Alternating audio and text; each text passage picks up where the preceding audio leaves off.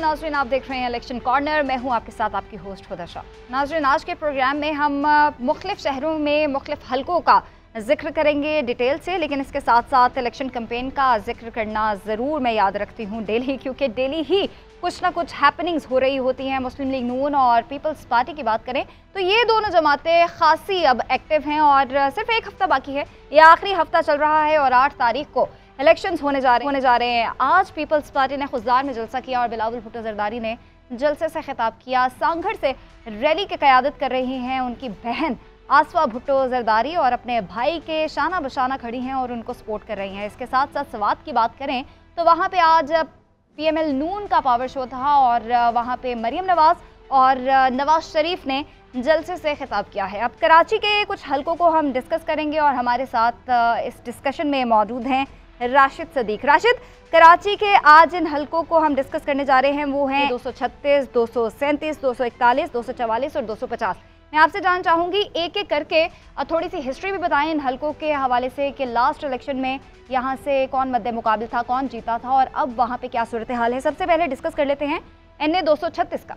देखिए, हुदा 236 में MQM पाकिस्तान के इस वक्त जो है वो हसन साबिर उम्मीदवार हैं। उनके मुकाबले पे हैं पाकिस्तान पीपल्स पार्टी से मुजम्मिल कुरैशी। ये वो मुजम्मिल कुरैशी हैं जो MQM छोड़कर चंद माह कबल ही जो है पाकिस्तान पीपल्स पार्टी में शामिल हुए हैं, जबकि उसामा रज़ी जमात इस्लामी के उम्मीदवार हैं। इसके साथ साथ PTI के जो आज़ाद उम्मीदवार हैं वह आलमगीर खान है। 2018 के इलेक्शन में PTI के चेयरमैन जो है वो इस हल्के से खुद खड़े हुए थे जनरल इलेक्शन में और कामयाब हुए थे। उसके बाद आलमगीर जो है वो ज़िमनी इलेक्शन में खड़े होकर कामयाब हुए थे। आलमगीर का नाम इस हलके के हवाले से जो है वो आवाम बहुत अच्छे तरीके से जानती है। तो ये एक ऐसा हलका है कि जहाँ पर इंतहाई सख्त मुकाबला कराची में देखने में आ सकता है, क्योंकि इसकी वजह यही है कि जमात इस्लामी को अगर जैसे हमने अभी पंजाब के हवाले से बात देखी है, जितनी भी कवरेज उसमें जमात इस्लामी को जो है वो हमने इतना ज़्यादा वो नहीं देखा कि उसका असर रसूख हो। लेकिन कराची के अगर इंतखाबात की हम बात करें तो जमात इस्लामी को माइनस किसी भी सूरत में नहीं किया जा सकता, क्योंकि एक उनका अपना एक वोट बैंक मौजूद है। तो इस हलके में जो मुजम्मिल कुरैशी हैं पाकिस्तान पीपल्स पार्टी के, शांति नगर का ये हलका है और काफ़ी वसी हलका है। और यहाँ इसके साथ साथ गुलिस्तान जोहर, यहाँ पर पाकिस्तान पीपल्स पार्टी का वोट बैंक खासा मजबूत है। हसन साबिर जो हैं वो पाकिस्तान पीपल्स MQM के जो उम्मीदवार हैं उनको पाकिस्तान पीपल्स पार्टी, जमात इस्लामी। ठीक है, राशिद हमारे साथ मौजूद रहेगा।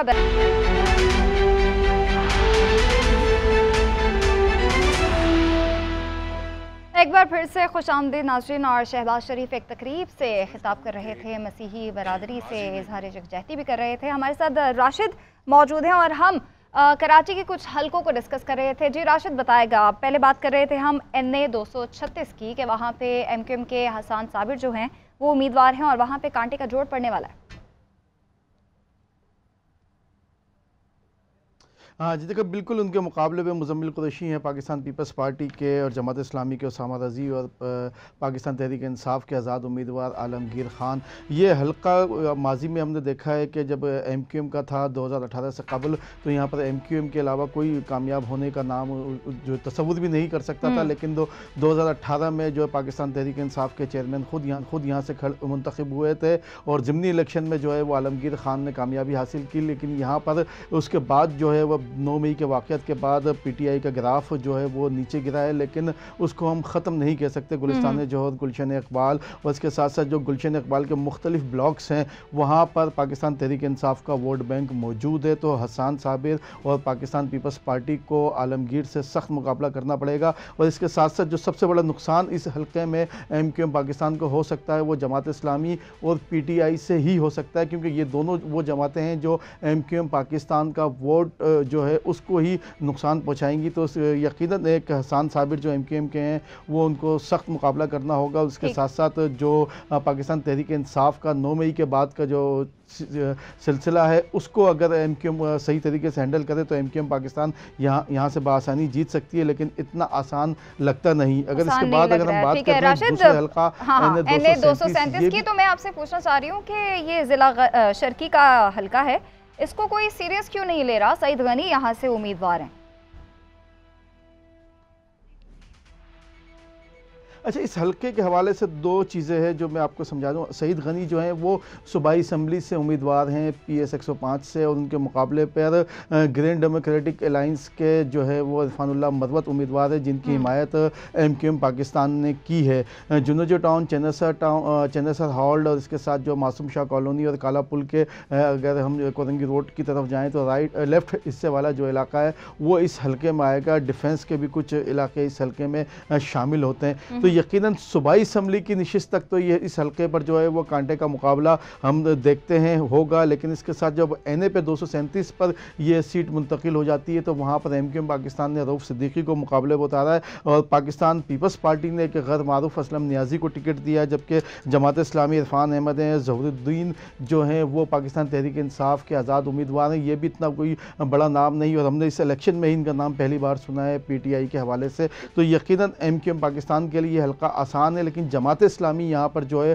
कौमी असम्बली की सतह पर MQM को थोड़ा सा टफ टाइम देगी, क्योंकि कराची एडमिन सोसाइटी हो, PCHS के जो मुख्तलिफ ब्लॉक्स हों, वहाँ पर जमात इस्लामी का वोट जो है वो खासा मजबूत है। और PCHS और कराची एडमिन सोसाइटी से जो बल्दियाती इंतखाबात हुए थे उसमें जमात इस्लामी ने जो है वो मुख्तलिफ UCs की सीट्स निकाली हैं। लेकिन इसके साथ साथ यहाँ पर जो एक मेमन कम्यूनिटी है, मुख्तलिफ जो सोसाइटीज़ इस हल्के में लगती है, उनका वोट बैंक भी खासा जो है वो अहमियत का हामिल है। वो वोट बैंक हमने देखा है कि वो TLP को भी जा सकता है, लेकिन अब इन जो मेमन कम्यूनिटीज़ की मुख्तलिफ जो बांटवा बरादरी होती है, इसके साथ साथ हलारी बरादरी है, उसके साथ मुख्तलिफ जो बरादरियाँ हैं, उनसे भी MQM पाकिस्तान ने रब्ता किया है, रऊफ सिद्दीकी ने रब्ता किया है, पाकिस्तान पीपल्स पार्टी ने भी रब्ता किया है। लेकिन वो रब्ते किस हद तक मौसर साबित होंगे ये तो 8 फरवरी को ही पता चलेगा। लेकिन इस हल्के में जो है वो सूबाई असम्बली की सतह पर तो मुकाबला हम देखते हैं कि वहाँ कांटे का होगा, क्योंकि सईद गनी पाकिस्तान पीपल्स पार्टी के सूबाई सदर भी हैं और इस हल्के से जो है वो मुंतखब भी हुए हैं। लेकिन 2018 से कबल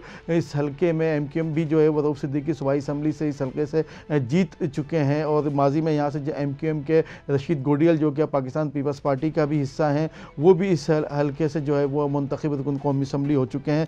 तो यकीनन MQM के लिए इस हल्के में ज़्यादा मुश्किलात तो नहीं, लेकिन जमात इस्लामी ख़ास तौर पर जो है वो उनको मुकाबला उनके सामने सख्त आ सकता है। लेकिन अगर हम ये कहें कि पीपल्स पार्टी और MQM के दरमियान मुकाबले में जो फ़ायदा उठा सकती है वो जमात इस्लामी उठा सकती है।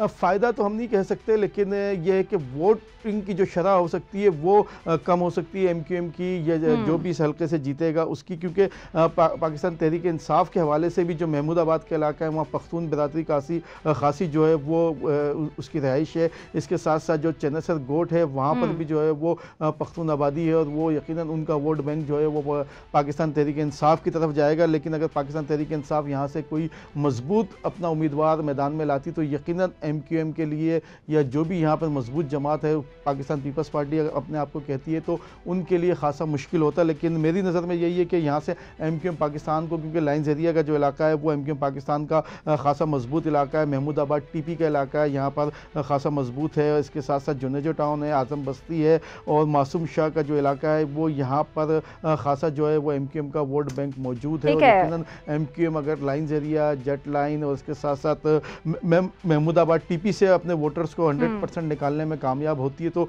रऊफ सिद्दीकी के लिए सीट निकालना कोई मुश्किल बात नहीं है। अच्छा, हमारे पास टाइम बहुत कम है और आगे डिस्कस कर लेते हैं। NA 241, 250 और 244 अभी रहते हैं।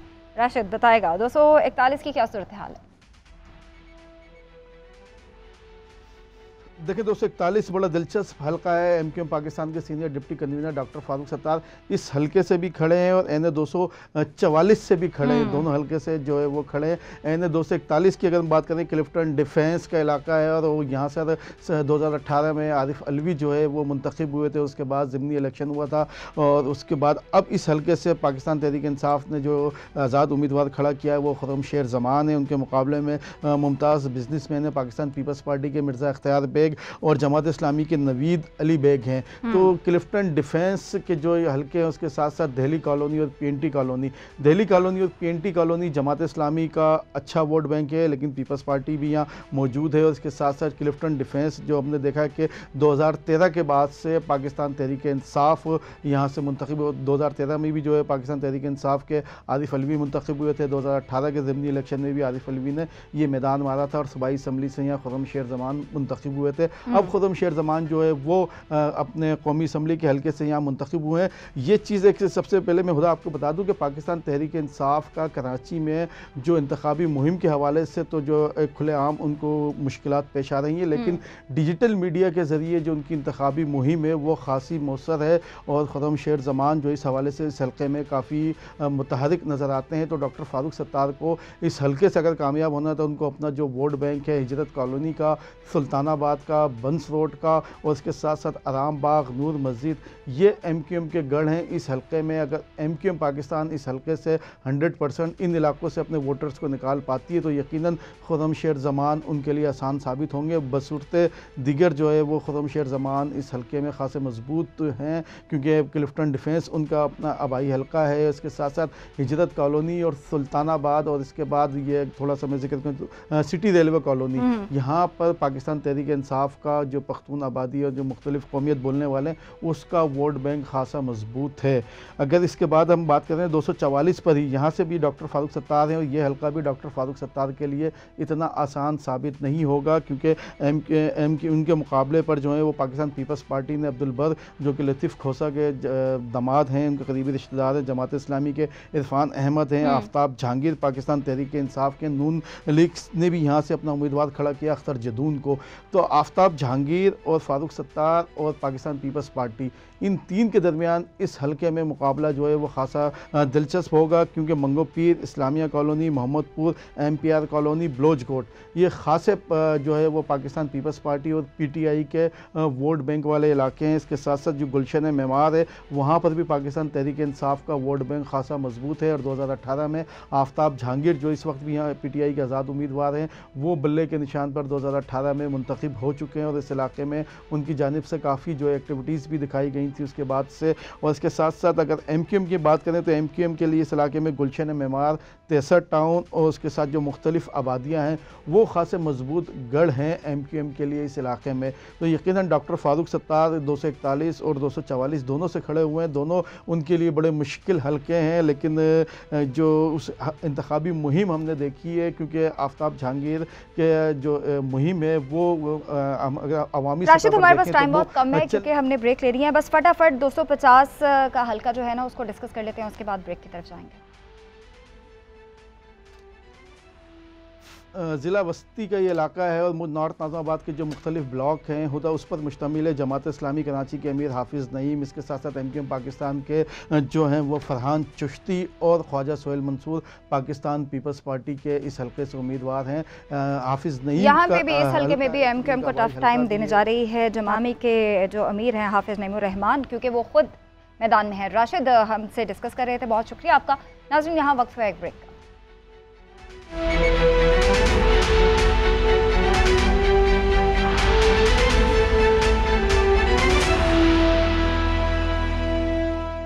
वेलकम बैक नाज़रीन। कराची के बाद अब डिस्कस कर लेते हैं हम मुल्तान में इंतखाबी मार्के की। तो यहाँ नून लीग पीपल्स पार्टी और तहरीक इंसाफ का वोट बैंक मौजूद है। शहर के दो हल्के हैं NA 150 और 151।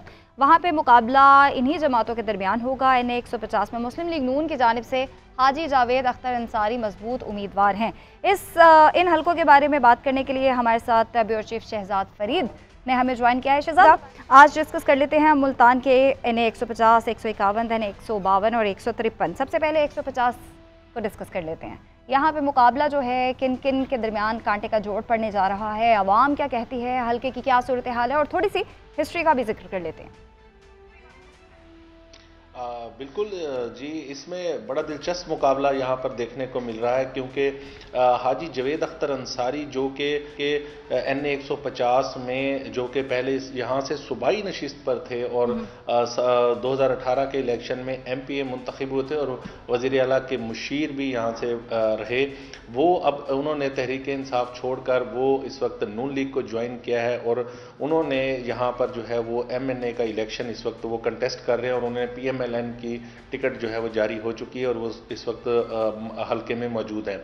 इन्हीं के मुकाबले में राना महमूद अल हसन जो कि मुस्लिम लीग नून के सेनेटर हैं, वो मुस्लिम नाराज़ होकर उन्होंने मुस्लिम लीग नून छोड़ी है और इस वक्त उन्होंने पीपल्स पार्टी ज्वाइन करके और यहाँ पर जो है वो पीपल्स पार्टी के मजबूत उम्मीदवार हैं जिनके दरमियान मुकाबला मुतवक्की है। इसी तरह अगर बात की जाए तो तहरीक इंसाफ के हिमायत याफ्ता आज़ाद उम्मीदवार मखदूम जैन हुसैन कुरैशी जो है, जो कि शाह महमूद कुरैशी 2018 के इलेक्शन में यहाँ से मुंतखब हुए थे, उन्हीं की जगह पर अब उनके बेटे जैन हुसैन कुरैशी इस हल्के से जो है वो इस वक्त उम्मीदवार हैं। इस तरह जो है यहाँ पर भी दीगर जमातें भी यहाँ पर मौजूद हैं और आज़ाद उम्मीदवार भी हैं, लेकिन जो ज़्यादा मुकाबला नज़र आ रहा है क्योंकि ये मुकम्मल तौर पर मुल्तान शहर का हल्का है, NA 149 और 150 सिर्फ जिसमें शहरी आबादियाँ जो है वो शामिल हैं, देही आबादियाँ नहीं हैं। तो NA 150 इस हवाले से जो है काफ़ी, क्योंकि गुंजान आबाद है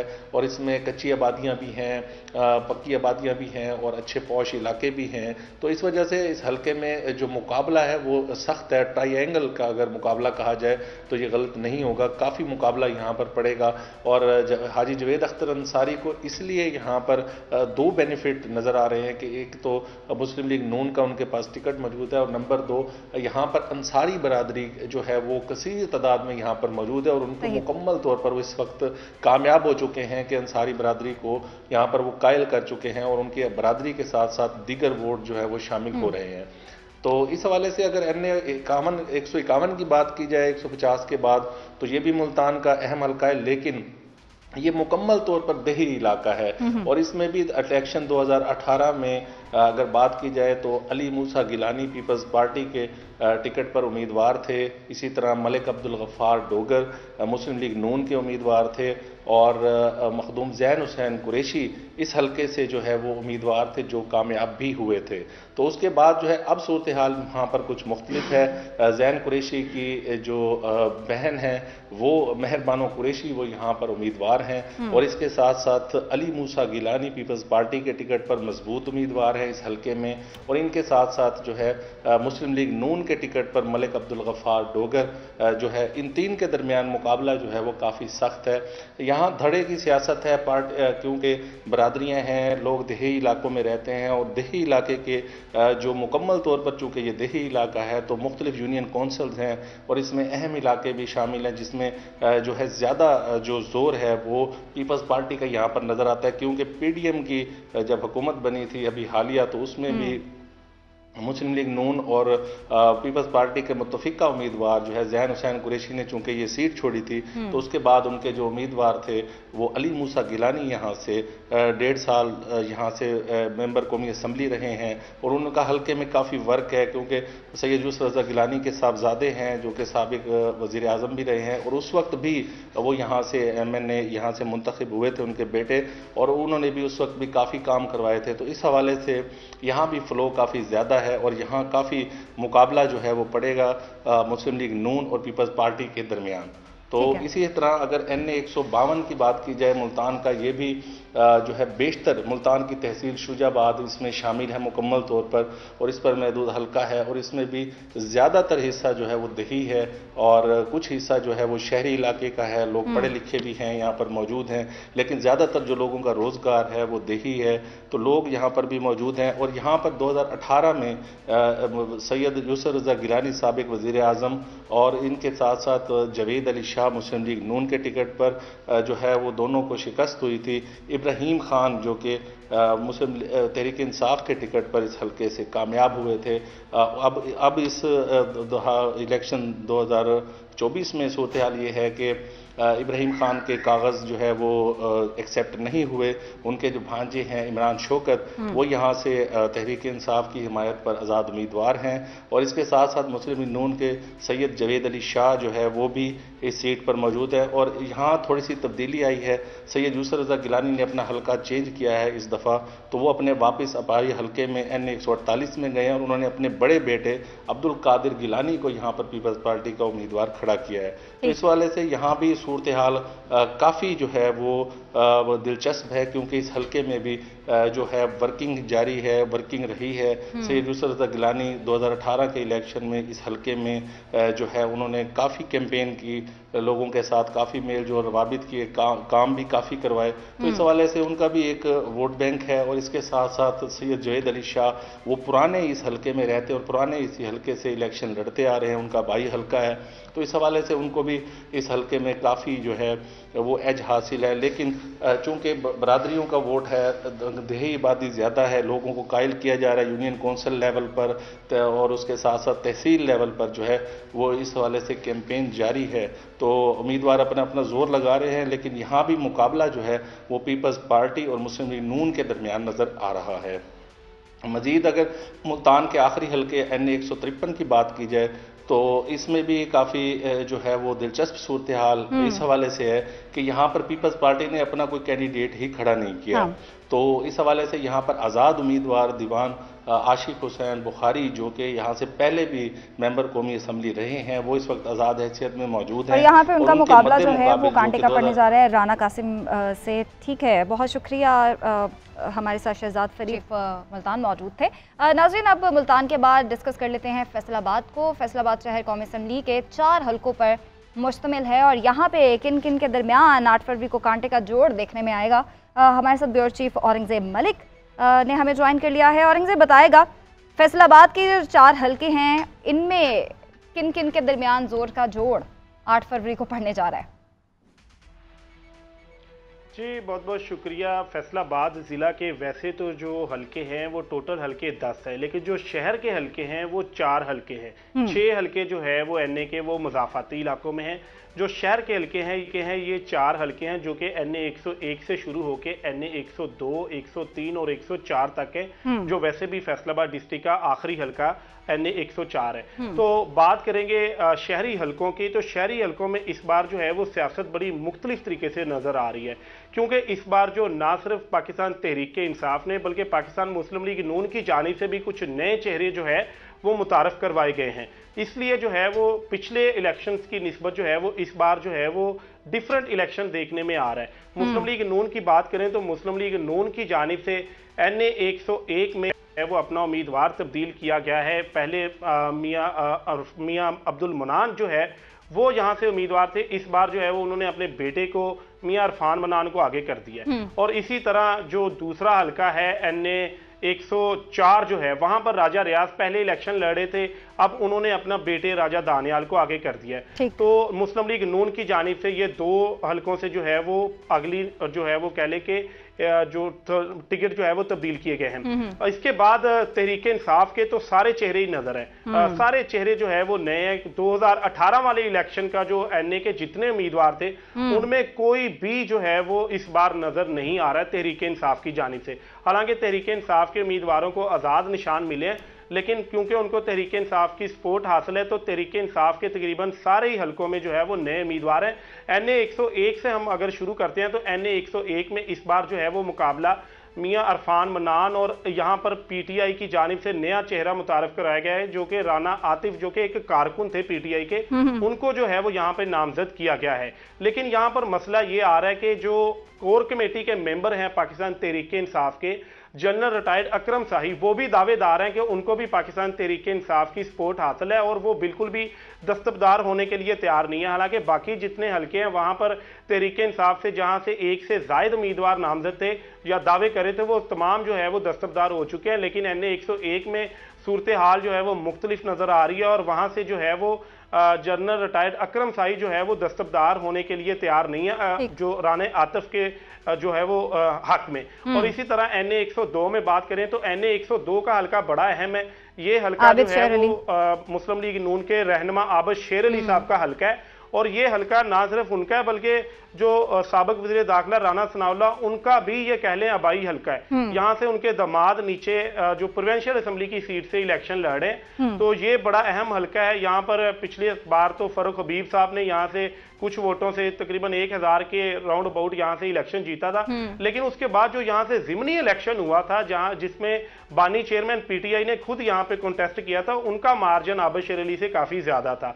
तो अभी यहाँ पर नए चेहरा जो तहरीके इंसाफ ने मुतारिफ करवाया, जो मेंबर पंजाब बार कौंसिल हैं, वकील हैं चंगेज अहमद खान काकड़, उनका ये सियासत में ही पहला कदम है, पहली बार आए हैं।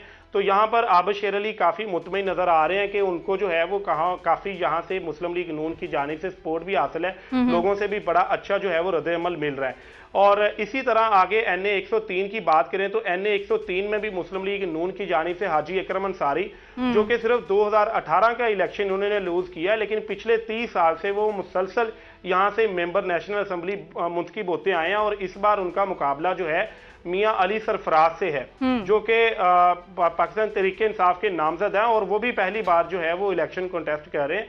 पिछली बार इनको टिकट नहीं दिया गया था, तो इस बार जो है वो तहरीक इंसाफ के नामजद हैं, तो इनका भी ये पहला इलेक्शन है।